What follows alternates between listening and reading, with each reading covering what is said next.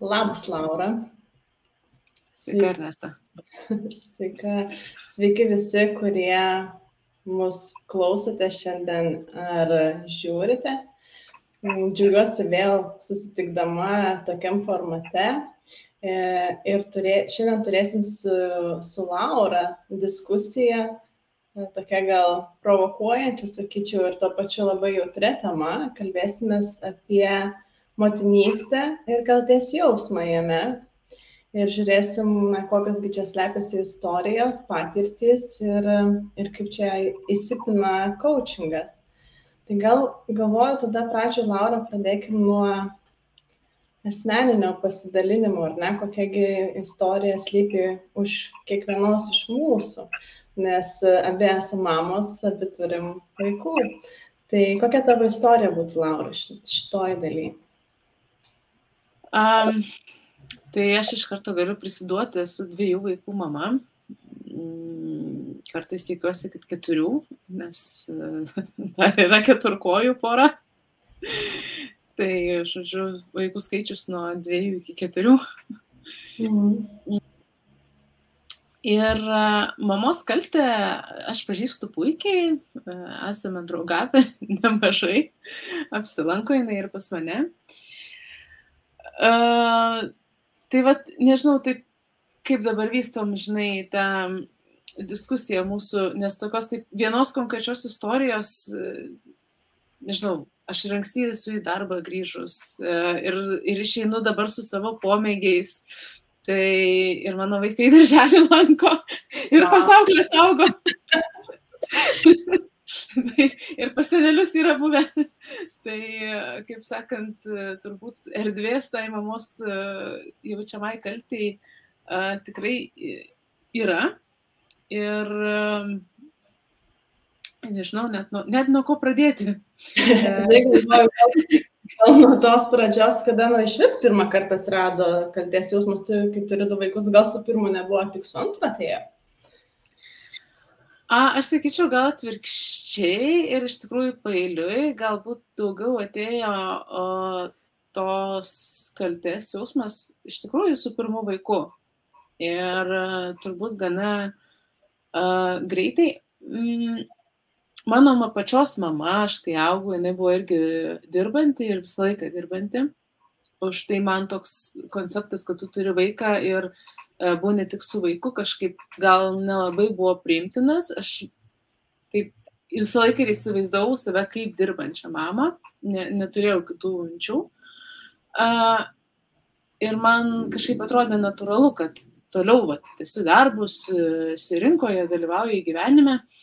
Tai man tas naujagimio turėjimas, kai iš tikrųjų viskas dingsta ir tas pasaulis toks pasidaro tik tai iš vienos pusės labai mažas, iš kitos pusės jisai išsiplečia į labai visai kitus horizontus ir kitas erdves. Toks atėjo kaip, nežinau, kaip griaustinis iš giedro dangaus. Aš kažkaip nesitikėjau viso to, tokio užgriuvo visas tas vien tik rūpestis. Mano gal patirtis tokia prisidėjo, kad turėjau nemažai komplikacijų ir gimdymo metu. Ir tas toks irgi pridavė tokį kitokį, sunkesnį atspalvį tos visos pradžios.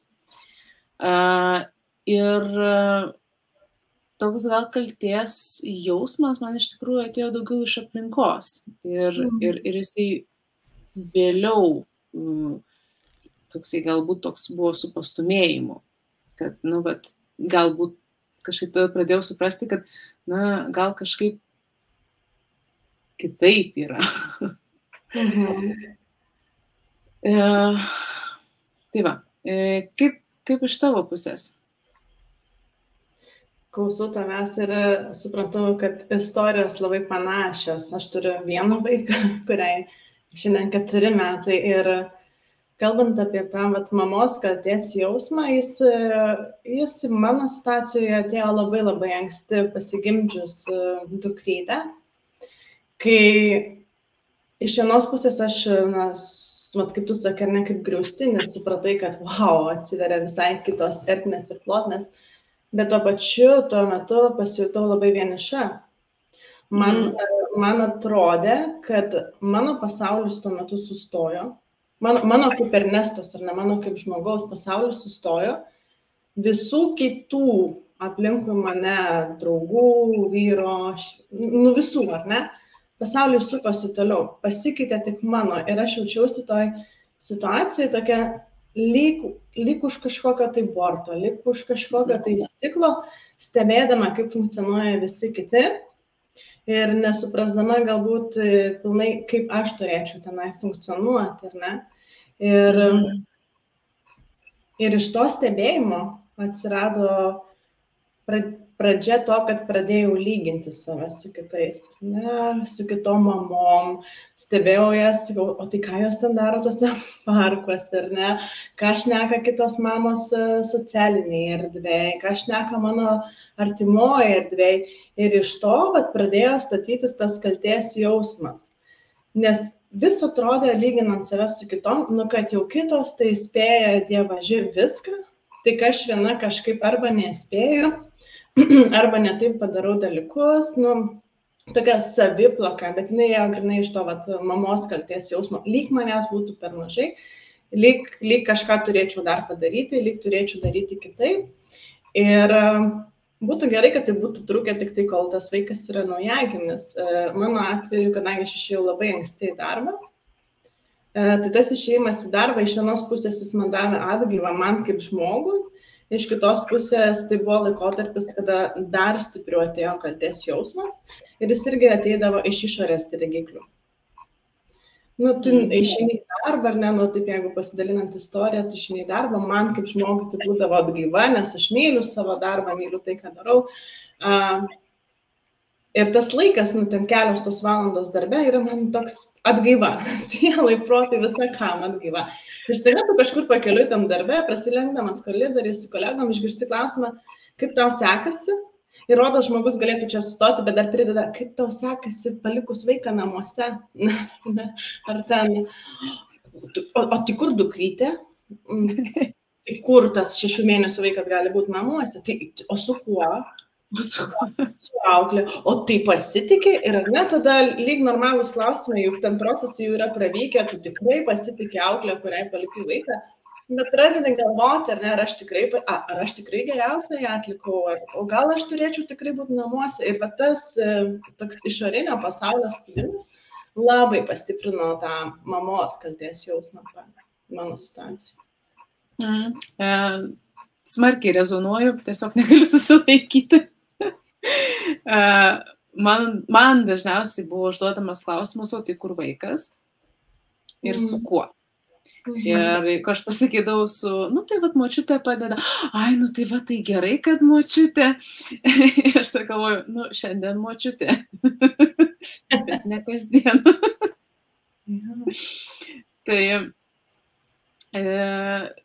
Taip, ir man dar būdavo toksai, visada išlįsdavo šitas dalykas, ir aš vyrui grįžus namo klausdavau, sakydavau, tai palauk. Kodėl tavęs niekas neklausia, kur tavo vaikas? Nes tu irgi turi lygiai tą patį vaiką, kartu turim jį. Tai ir sakau, ir jis toks nustebęs, o tai sako, tavęs klausia? Taip sakau, klausia, su kuo mano vaikas, kas jį pamaitina, o tai kaip pamaitina ir taip toliau. Ir, tarkim, dar toks klausimas, ir ne, man atrodo, manęs gal nebuvo klausę, ar pasitikė. Gal dėl to, kad aš dažniau sakydavau, kad čia su močiute, tai jau buvo, taip kaip ir natūraliai, ar ne? Tai geresnė kategorija, taip. Jo, bet aš tikrai dažnai palikdavau vaiką su auklė, nes močiutė irgi yra dirbantis žmogus ir ten iš viso kitas miestas ir taip toliau. Tai tie klausimai, jie sukelia tokį tikrai ir pasipiktinimą, man tai daugiau gal pasipiktinimą sukeldavo negu tą kaltės jausmą ir, jie nėra gal labai tokie sąžiningi ir net nežinau, iš tikrųjų man dabar toks kyla klausimas, kodėl žmonės to klausia? Man tas klausimas labai anksti pradėjo suktis, kodėl jūs manęs klausėte šitų dalykų, nes ironiška, kad tokiais aspektais rūpindavosi ne mano artima aplinka, tai būdavo, nu, taip liaudiškai sakant, trečias vanduo nuo kisieliaus, ar ne, kur, kur niekaip nesuprasdavo, ar ne, kodėl jie to klausia ir kodėl man dar kildavo klausimas, kodėl jie klausavo būtent manęs, ar ne, nes manęs kaip moters iš vienos pusės, nes, vat, kaip tu sakai, vyro neklausdavo, ar ne, ir aš tada su savo artimoje aplinkoje, man atrodo, aš pradėjau stebėti dar, ar kiti tokių klausimų išgirsta, ar ne? Ir man rodės, kad lyg neklausia kitų. Ta tema tokia yra tam tikra tabu, aš suprantu, kad jinai yra labai jautri, ar ne? Ir tada žmonės nesidalina, ir tu galvoji, o Jėzau mano, tai čia gal tikrai kažkas yra su manim, ar ne? Pradedi ieškoti vidinių sliekų. Ir nežinau, kodėl tai rūpi, nes aš dar net sulaukdavau tokių, na, kaip teigiamų, žmogus tai sakydavo iš teigiamos intencijos, paskui kaip pradėjau stebėti, kad jeigu tu dirbsi, tai tu vat, lyg kažką praleisi, vaikai užauga greitai, aš žinau, kodėl jūs sakote tai man, ar ne, kodėl to nesakot, kaip tu sakai mano vyrui, jis lygiai taip pat praleidžia tuos momentus. Bet jūs ir neklausėte iš kitos pusės, o ką mes darom, kai būnam namie, ar ne, nes nusifokusam svartus, tik tai vyksta, kas įvyksta per 2 valandas. Dalykai. Dalykai. Taip, vaikas auga, jis nesustoja, bet ir mano kaip mamos, kaip žmogaus gyvenimas tęsiasi, nepaisant to, turiu aš vaikų ar neturiu, ar ne. Tai vat, pradėjau stebėti ir tiesą sakant, nežinau, Laura, ar tau pavyko atrasti tą atsakymą, bet į tą klausimą, kodėl klausia, aš vis dar nežinau, kodėl žmonės klausia. Aš irgi nežinau, iš tikrųjų, kaip ir sakai, dalis yra iš geros intencijos, tiesiog galbūt bando pasidomėti.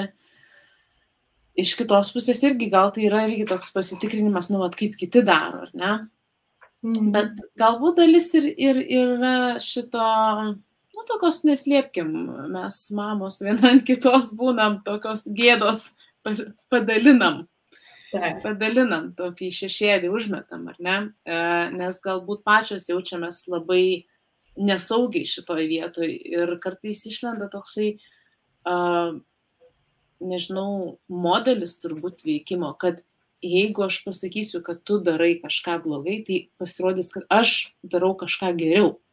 Tai aš manau, kad, ypatingai turbūt motinystėj, šita vieta, jinai skaudi yra ir šito ir iš tikrųjų yra labai daug. Kitas mano klausimas, žinai, pasidalinom šitą sunkiąją dalimi. Ką tu darai, kas tau padėjo šitoj vietoj? Ar atradai kažką, kažkokius, nežinau, laiptelius iš šitos tokios duobelės, kaip įvardinti? Aš ruošdamas šitai laidai galvojau ir ieškojau, žinai, tose savo prisiminimuose kažkokio tai stebuklingo momento, to vieno vienintelio momento, kur ir buvo, žinai, toks susiklikino, ar ne, ir kad galėčiau pasidalinti, bet dėja. Mano patirtį, aš su motinystės kaltės jausmu gyvenau ilgai, maždaug kažkur 2 metus, ir tai buvo labai ilga kelionė. Ir kas man padėjo pradėti, šiek tiek keisti mąstymą ir savo požiūrio kampą, tai vienas yra stebėti ir galvoti, kodėl jūs manęs to klausite, kas slepiasi po to klausimu. Ir kitas, kai aš supratau, kad dažniausiu atveju mano kaltės jausmas kildavo iš to, kad aš lyginu save su kitomis. Ar ne? Pavyzdžiui, nustumdai vežimėlį kokiam parke, ar ne, ir matai mamą, kuri atrodo tobulai, ir lyg užsimesga pokalbis ir lyg dalinasi, kad ten ir nagus tvarkos, ir į kirpyklą važiuoja. Ir ten viskas vyksta puikiai, žinai, aš taip sėdžiu, galvoju, velnias, bet didžiąją laiko dalį aš iki pietų vaikštau su naktiniais ir kažkokiu kuodu čia ant pakaušio, nes neturiu kaip. Ir galvoju, kaip. Ir galvoju, kad iš pradžių aš galvodavau, kad dėl to, kad jie yra gera ir ją daryti, o aš kažkokia netokia ir negebu to padaryti. Bet paskui aš galvoju, pradėjau mąstyti, o kokie faktai pagrindžia tai, ką aš manau. Ir pradėjau faktų tuose pačiuose pokalbiuose tiesiog pasmalsaujant, kaip tau tai pavyksta, nes ir aš norėčiau, žinai. pradėjo išlysti tokias detalės, kai žmogus pasidalina daugiau, kad jo artimoje aplinkoje galbūt jo šeima gyvena labai arti, kur užbėga tai valandai pabūti, ar ne? Paskui paaiškėjo faktai, kad gal ten namų rutina yra kažkiek kitokia. Ir aš tos faktus pradėjau rinktis, ar ne? Rinktis savo kaip tokį pagrindimą, kurie mano įsitikinimai yra teisingi, o kur visgi netitinka realybės. Aš pati ją apvelku kažkokiais, burbulais. Tai man šitas momentas, tas toks faktų pasimatavimas buvo, sakyčiau, pirmas laiptelis lipimo iš mamos kaltės jausmo. Ir paskui sekantis buvo, kai pasimatavau faktais ir tada natūraliai priejau prie to, kad supratimo, kad aš galiu lygintis tik su savim. Ir tada pradėjau lyginti su savim, susivienodinu savo lūkesčius savo, nes jie irgi buvo kažkur, nežinau, link mėnulio išsikelti. Tai tuos lūkesčius savo tokius realius pasidaryti juos. Ir tai nebuvo vienos dienos darbas ir ne mėnesio darbas, ar ne, kol susidėlioju šitus dalykus. Tai truko irgi ilgai, bet tos lūkesčius susidėlioti. Ir tada pradėjo tas toks tikras suvokimas ateiti, kad savo vaikui aš esu geriausia mama. Niekas nebuvo mano batuose, niekas juose nėra ir nebus. Ar ne? Ir kad aš galiu tai daryti. Ir tada, kai aš pradėjau šitą tiesą priimti ir atvirai dalintis apie tuo, kur aš vis dar esu, kur aš buvau, tada aš pradėjau net ir iš artimos aplinkos išgirsti pasakym, kad o jo, žinai, man irgi tai buvo. Ir aš galvoju, o kodėl tu nesakei, kai ir aš ten buvau, mums būtų buvę lengviau, gerokai lengviau. Tada pradėjau dalintis ir tas atviras dalinimasis kažkur dingo baimė, kai pradėjau atvirai dalintis ir klausimus visus, kodėl tu darbe, kodėl tu tai padarai.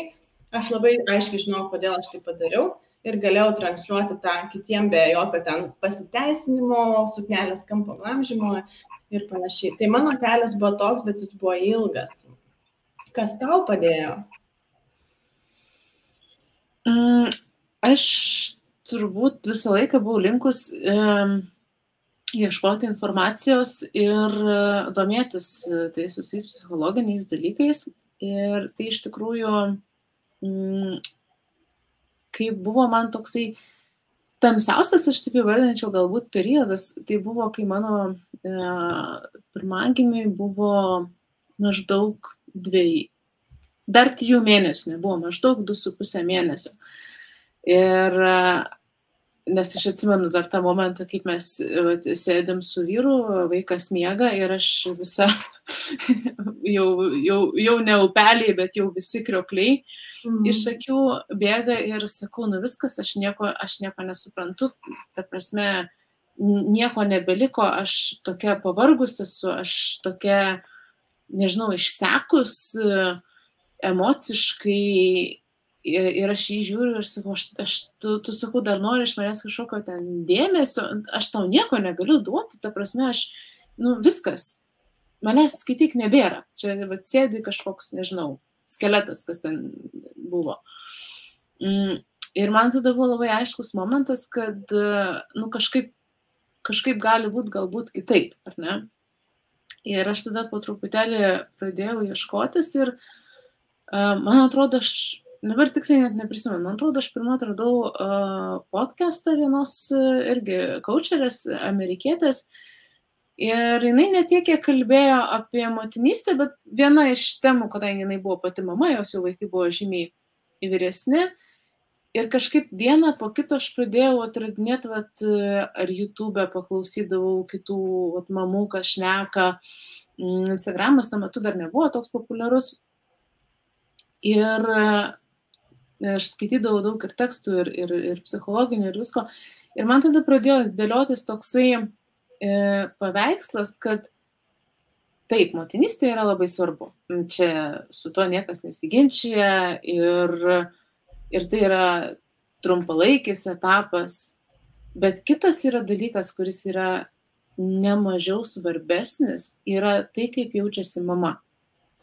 Ir pavyzdžiui, visą laiką yra fokusas kaip vaikas jaučiasi, kaip vaikas miega, ar pavalgęs, ar sauskelnes pakeistos, o mama, ar ten pavalgius, ar ten kažkada gavo 5 minutę numigti, ar ne, ir apie hobius ten, apie interesus ten, darbus ir visą kitą, tarsi iš viso staiga, nebelieka tos dalies. Ir man iš tos visos informacijos susidėliojo toksai dalykas, kad pirmiausia, vis dėlto svarbumas turi eiti į mane. Nes aš nenoriu būti ta mama, kuri, jaučia tokia, nežinau, net nerandu tokio tikslaus žodžio, bet tokį kartėlį, ar ne, kad aš tau čia atidaviau, žodžiu, savo laiką, aš tau atidaviau ten savo karjerą ir tarsi tas vaikas dėl kažko būtų kaltas. Nes aš supratau, kad jeigu aš visai save užspaudžiu ir niekur neinu, tai tas kelias veda į šitai. Ir aš tikrai norėdavau būti su savo vaiku ir dabar noriu lygiai taip pat su savo vaikais būti, kai jie žaidžia, mes žaidžiam kartu, ar ne, kai jie kalba, aš noriu su jais kalbėti, aš noriu su jais būti tam momente, bet tam man reikia turėti savo rezervą. Ir tam, kad aš turėčiau savo rezervą, man reikia miego. Tai aš tikrai būdavo tokių dienų, kai aš nuveždavau savo vaiką pas auklę, tam, kad aš galėčiau pamiegoti 2 valandas. Ir per tai, kai atsirado šiek tiek daugiau laiko tam pačiam miegui, šiek tiek daugiau laiko pusvalandis knygai paskaityti, kai atsirado šiek tiek daugiau laiko man pačiai kažkaip apsidėlioti, apsirankioti tas mintis.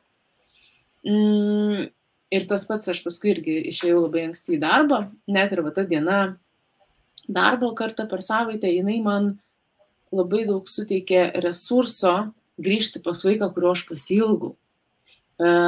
Būti tokia geresnė mama, kuriai smagu leis laiką, kuri ten, aš nenoriu, taip varyti ant kitų mamų, bet aš nenoriu būti ta mama, kuri vien tik sėdi smėlio dėžėje ir įlindus į telefoną ir tiesiog visai neįsitraukti ten į jokį tą žaidimą.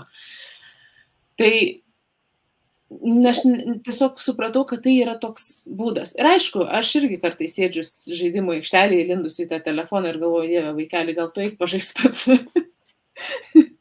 Tai va, bet man labai padėjo tas supratimas, pagrindinė žinutė, kad jeigu aš noriu būti su savo vaiku pilnai, aš turiu pasikrauti.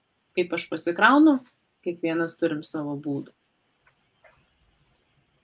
Aš galvoju, čia, kad ir kiek banalus yra tas pasakymas, kad norėdamas pripildyti kitą, tavo paties stiklinė turi būti pilna. Ir motinystės, kaltės jausmo kontekste, man tai atrodo ypatingai svarbu, nes klausau tavęs ir, parašai, galėčiau padėti po kiekvienu pasisakymu, kad iš esmės, kai sufokusuoji dėmesį šiek tiek daugiau į save, tai nereiškia, kad tu atėmi iš kažko, iš vaiko šiuo metu konkrečiai, ar ne? Tiesiog šiek tiek pakeiti savo, iš esmės mąstymas pasikeičia, vienintelis realus dalykas ir leidęs šiek tiek savo būti savimi, kaip tu sakai, ar ne, kiekvienam tai yra skirtingi dalykai ir galbūt tikrai ne kiekvienai mamai norisi grįžti į darbą, ir tai yra absoliučiai gerai. Gali norėti grįžti anksti, gali norėti grįžti ten, nežinau, po metų, tai gali nesinorėti grįžti niekada.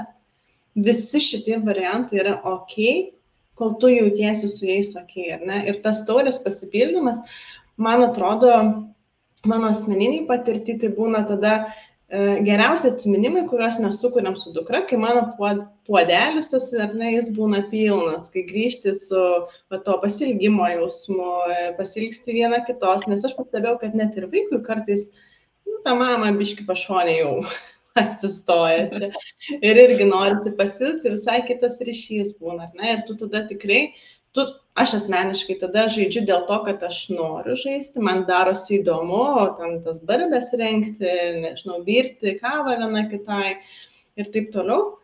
Darosi įdomu ir aš darau dėl to, kad aš noriu, vietoj to, kad darau, nes taip reikia. Arba dar blogiau, nes taip daro kiti, ar ne? Ja. Tai labai sutinku su tuo, kad tu dalinies. Ir galvoju, tu paminėjai coachingą, ar ne? Kad atradai aš galvoju, aš norėčiau būti atradusi, bet tuo metu tuo metu nebuvau atradusi. Ir dabar galvoju, kodėl norėčiau ir, kas galbūt būtų kitaip, ar ne, jau žiūrint iš šiandienos perspektyvos, galvoju, kad jeigu aš būčiau atradusi tuo metu coachingą, aš būčiau ne 2 metus matydėjusi tą kelią, bet gerokai greičiau, nes būtų, tie pokalbiai su coachingo specialistu man jie būtų padėję kur kas greičiau užgaudyti tas vietas, kur aš maniau, kad yra 100% tiesa. Gaudyti ir pasitikrinti, ar tai yra tikrai tiesa, ar tai yra tik tais, mano mąstymas, mano manimas, žinojimas, ar ne. Leidę pažiūrėti iš kitų kampų, tai aš galvoju, kad man ta kelionė į tokią laisvę, į laisvę turiu minty be mamos kaltės jausmo, būtų buvęs greitesnė, nes mes neprivalom jausti to jausmo, jis absoliučiai nebūtinas, man. Jisai tikrai nėra būtinas. Mes kalbėjom apie tai, kaip mūsų abiejų patirtyje, ar ne, tas jausmas daugiau atėjo iš išorės. Kartais ir man dabar jisai ateina ir jis jau dabar ateina jau iš vidaus, kadangi turbūt yra išmoktas mechanizmas, nes vakarai, jie, kurie jau taip užsipildo ir veiklom, ir darbais, ir įrašais. Ir tada toks, man kartais būna, kad, bet aš galvoju, tas toks mamos kaltės jausmas galbūt yra ir dėl to, kad, aš žinau, kad ir mano vyras grįžta po darbo pavargęs ir aš galvoju, jam su tais 2 vaikais, irgi nėra lengva, nes man kartais su jais irgi nebūna lengva, nes jie irgi būna ir pavargę, ir pikti, ir ten ne visada išeina labai jau taip elegantiškai susitarti, kad dabar jau einam į vonią, dabar jau einam į lovytę, dabar jau skaitysim ten tą pasaką. Tai man kartais šitoj vietoje atsiranda toks, sakyčiau, tas kaltės jausmas šiek tiek toks, šiek tiek pasikeitęs yra. Bet aš nesakau, kad jis yra visiškai išnykęs, nors jo tikrai galėtų ir nebūti. Nes jisai nieko nepriduoda. Ne. Pridėtinės teigiamos vertės, man atrodo, šituose procesuose nesukuria.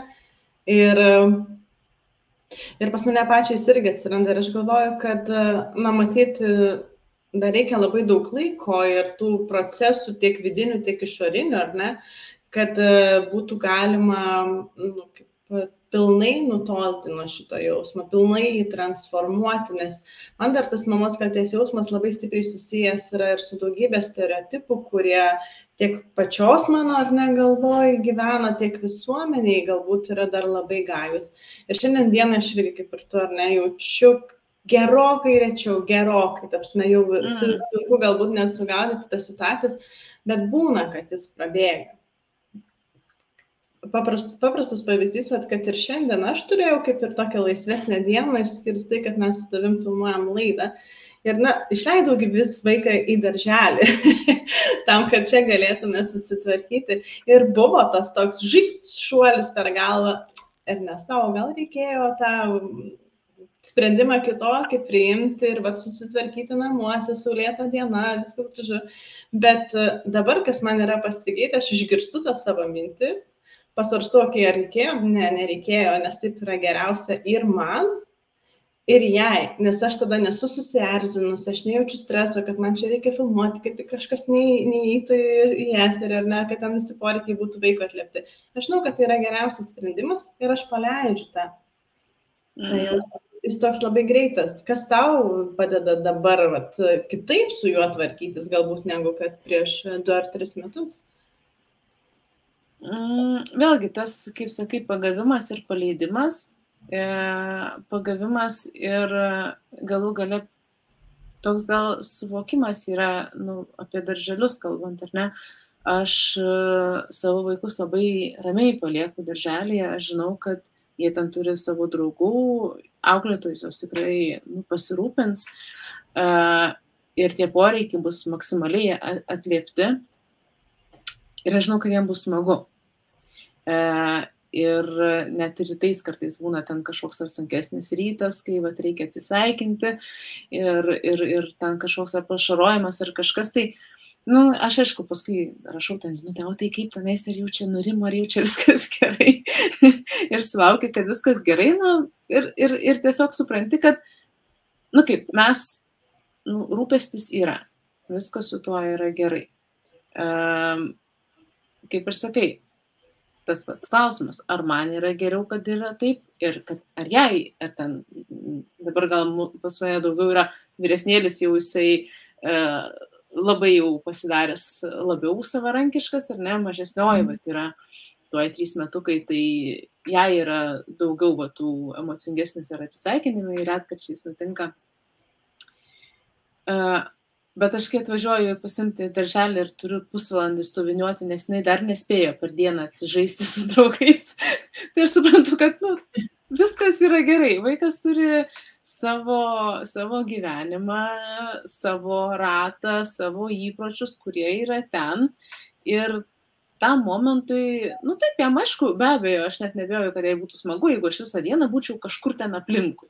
Prireikus, šast mama per sekundę ir čia jau yra.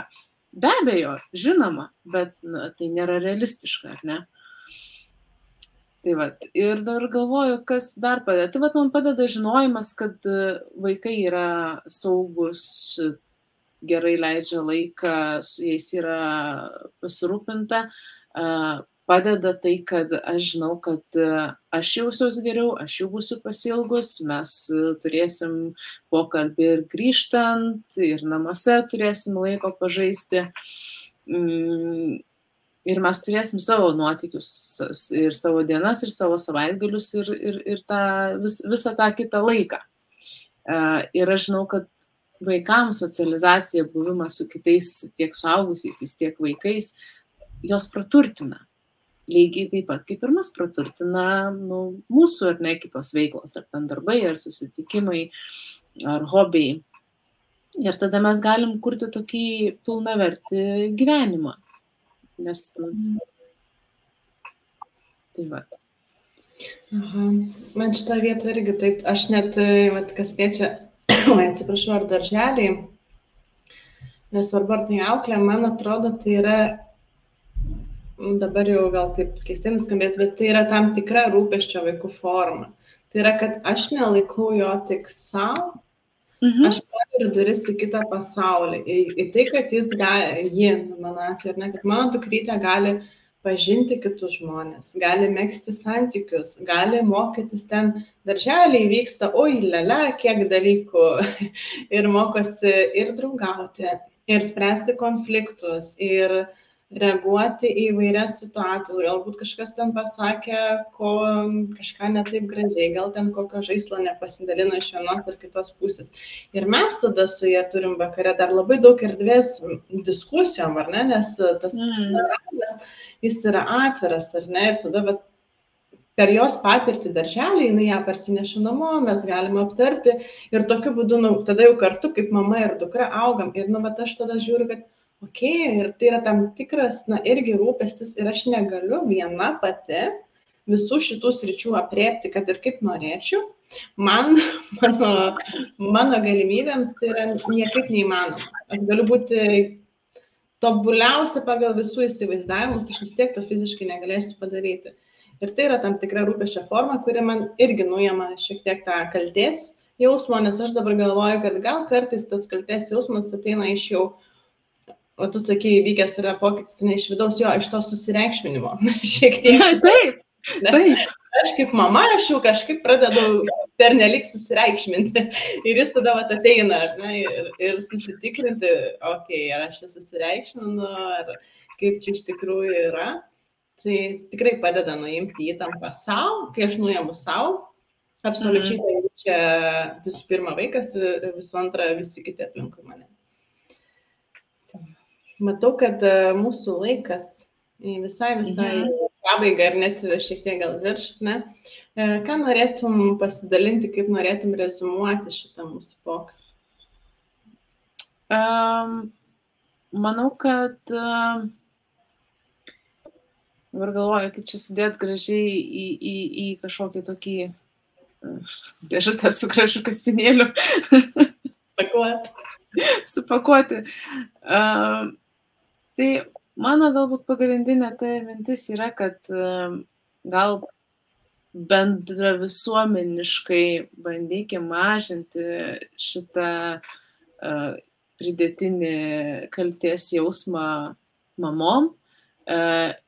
Iš vienos pusės to mamom, kurios dirba turėdamos mažų vaikų, iš kitos pusės to mamom, kurios ten nieko neveikia namuose vien tik tai su vaikais, nes ten irgi daug visko yra, ar ne?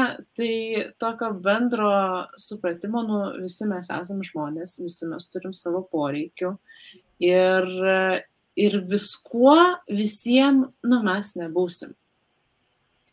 Tai linkiu kuo mažiau to kaltės jausmo, linkiu kuo daugiau rūpesčio savimi ir gebėjimo atliepti ir pasirūpinti, aišku, ir kitais. Tai vat, gal tu dar tokį rezumuot, prisijungtų prie šito dėžutės pakavimo. Prie dėžutės pakavimo, ar ne? Gali lipnę juostą užklijuoti. Aš galvoju, kad visų pirma, tikriausiai visiems svarbu suprasti ir visiems, tai ir mamoms, ir tėčiams, ir ne mamoms, ir ne tėčiams, kad mamos kaltės jausmas, jis iš tikrųjų yra realus, jis nėra išsigalvotas, jisai sukelia labai daug iššūkių.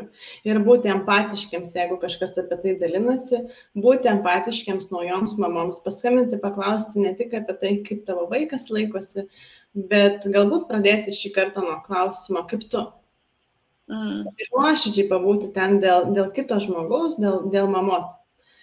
Tai čia gal tokia vienas kampas, o kitas kampas pabaigai galvoju, kad tai yra tokia ta kaltės jausmo mažinimas, tai tokia dvipusė atsakomybė. Vienas yra, kad aš kaip žmogus, kuris jaučiu kaltės jausmą, mano atsakomybė yra visų pirma pasirūpinti savim, paieškoti pagalbos, jeigu reikia, ar ne, nes formų pagalbos yra įvairių. Bet iš kitos pusės, mano kaip bet kokio žmogaus, ar ne, visuomenės dalies atsakomybė yra nepušinti tų standartų, normų, net jei manau, kad mano nuomonė yra teisingiausia, prieš ją pasakant galvoju, pakviesčiau pagalvoti, ar tikrai veikia ir kokią žinutę nešu su ta nuomonė. Tai yra tokia į abi pusės išeinanti atsakomybė. Ir labai tikiuosi, kad bus ta diena, kai apie tai viešai bus daugiau kalbama, bus lengviau kalbama ir gal pasikeis, transformuosis tas jausmas ir po kažkiek metų dvi mamos tokiam kontekste, kaip mes kalbės, tai kaip apie istorinį reiškinį. Aš egzistavusi žmogaus psichologijoje. Tai tiek. Jo, gerai, labai gražus palinkėjimas. Tai ačiū tau, Ernesta, už atvirą ir jautrų pokalbį. Ačiū tau, Laura. Ir susimatysim vėl trečiadienį. Taip, po 2 savaičių. Iki. Iki.